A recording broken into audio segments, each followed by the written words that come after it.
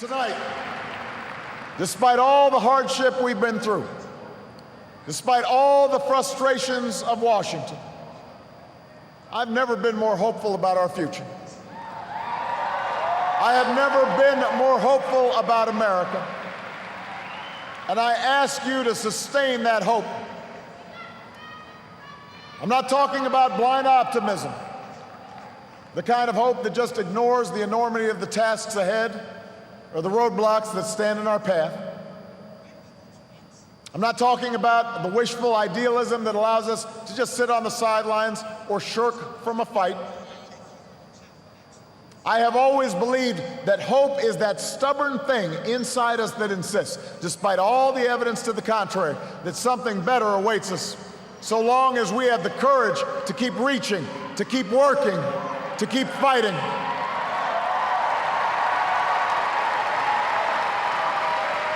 America, I believe we can build on the progress we've made and continue to fight for new jobs and new opportunity and new security for the middle class.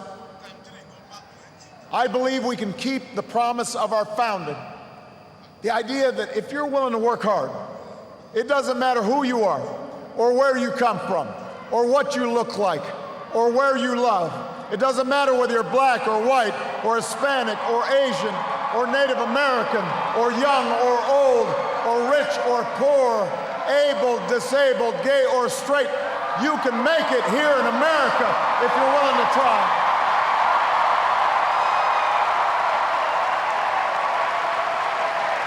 I believe we can seize this future together because we are not as divided as our politics suggests. We're not as cynical as the pundits believe.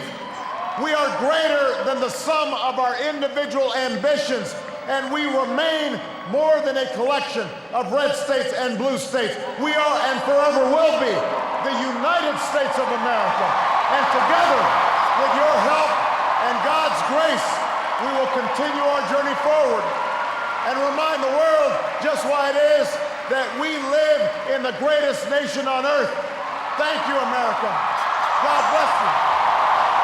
God bless these United States.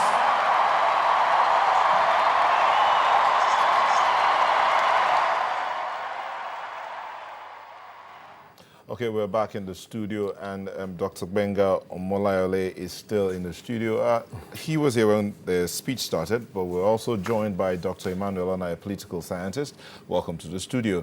But a quick reaction before we go back to Markpe and Chamberlain on the other side. Yes. What do you think of the speech by the president? Well, for me, fantastic speech. At times you say brevity is the beauty of eloquency, but the man has a lot to say, you know, and brevity in this case might just not put out everything to the crowd out there. Being that as it may, he has shown magnanimity in victory. As I said before, there are a lot of lessons we need to learn. Magnanimity in victory. He has showed, you know, commitment in terms of teamwork. He has just told us that he enjoyed the cooperation of his vice president's bidding. And that shows a situation where you have the president and vice president working closely together, a situation where the vice president is not challenging his president mid-term like you have here. Okay, let's hear from Mr. Emmanuel Ona, because they're also waiting on the other side to react to the same thing. Mr. Ona, quickly.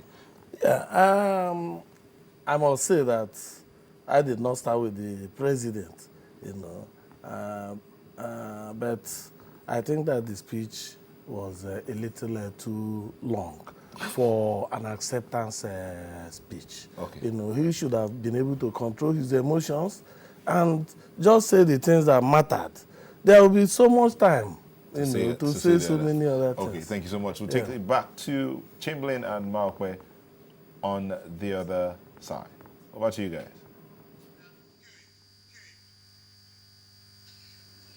Okay, welcome back. Well, Sunday Dari joins us now. He's the former head of the House of Service of the Voice of America, and he actually voted in that election. Thank you for coming on this morning. Thank you for having me.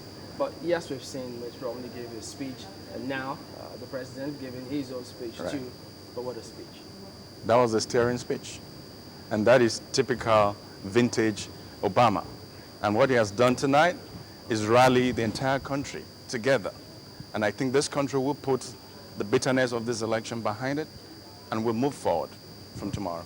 You know, speaking about that, I mean, we saw in 1992, was it 2 or 3, if I remember properly. Yeah, right. That speech was given by Abiola at the time. Yeah. Everybody seemed to rally around him when it happened. Yeah. But these days, we don't see that forthcoming. Well, there's something he said in the last closing statement he made in his speech, that the politics of America is so divided. I think what happened after that speech was that that division became so deep that the country pulled apart on different issues.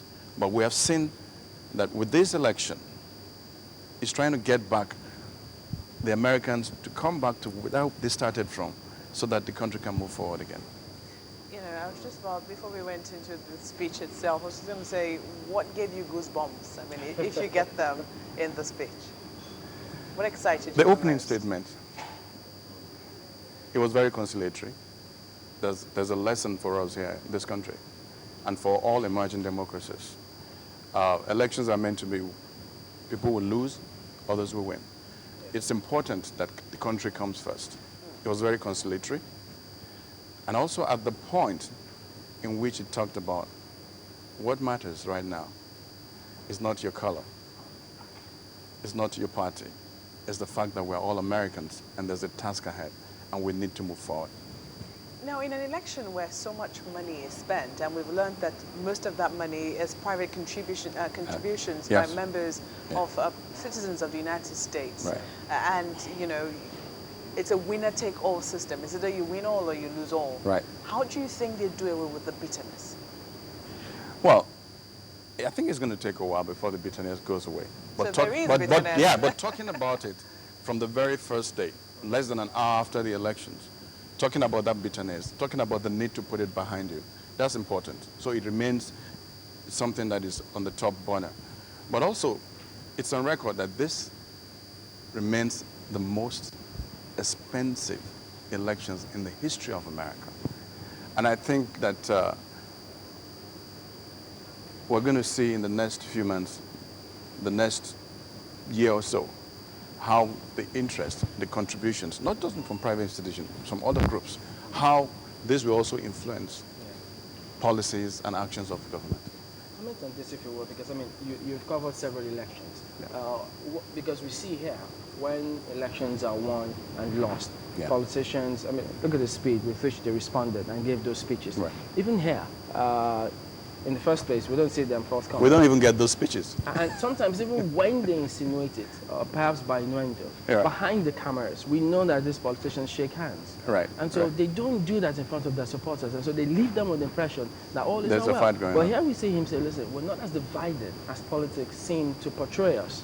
Do we miss out that part here? I think it boils down to political culture.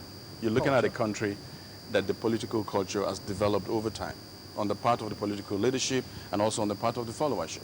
Now, in Nigeria, we're not yet there. On the part of political leadership, we have people who really are in politics strictly for the sake of it, simply because they're money bags. They don't have that tutelage in real politics. And the people that lead also do not benefit because you can't give what you don't have. And I think as we watch elections like this, as we watch the build-up, we watch the campaigns, we watch how they debated the issues. I was in Charlotte at the Democratic Convention. For days, I saw leaders prepared, they came up, they spoke about issues. What they said resonated with the people. You saw those leaders that were prepared to lead their people. Now, until we get to that stage, and I think we still have some ways to go, we will not see what we've seen today. But I think it boils down to the question of political culture. Once we have that developed, and then we can see what's happening now.